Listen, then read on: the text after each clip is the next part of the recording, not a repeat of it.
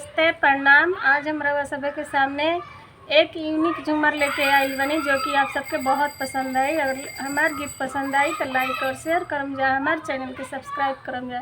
तो चलिए जा सुनाओ तनी गीत। अरे मत जा करे हो सैया 4 साल वाला नौकरिया, मत जा करे हो सैया 4 साल वाला नौकरिया।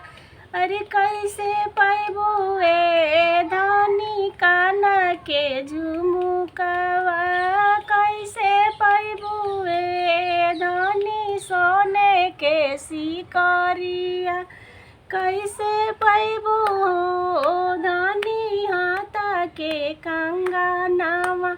मत जा करे हो सैया 4 साल वाला नौकरिया, मत जा करे हो सैया 4 साल वाला नौकरिया।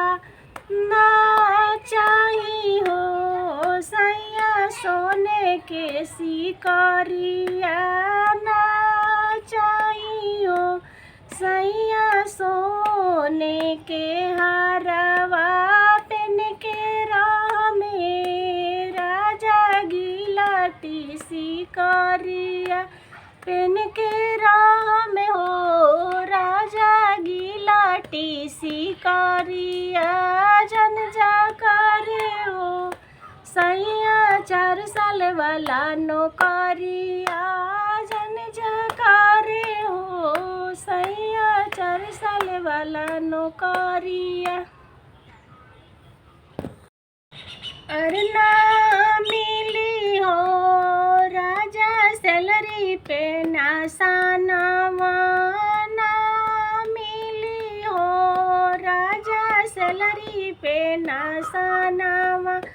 मत जा करे हो सैया 4 साल वाला नौकरिया, मत जा करे हो सैया 4 साल वाला नौकरिया।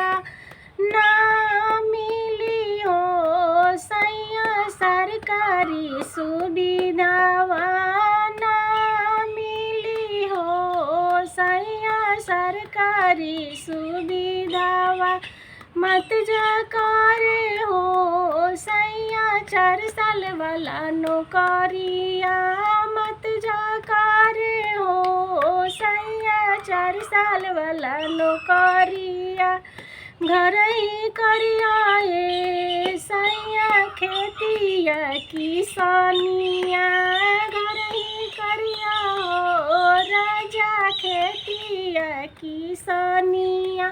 जान जइया हो राजा 4 साल वाला नौकरिया, मौत जइया राजा 4 साल वाला नौकरिया। ना मिलिए राजा सरकारी सुविधावा, ना मिलिए हो राजा सरकारी सुविधावा। तो हम गीत यहीं से समाप्त करतनी। अगर हमार गीत अच्छा लगल हो तो लाइक करम जा, शेयर करम जा, हमारे चैनल के सब्सक्राइब करम जा। धन्यवाद।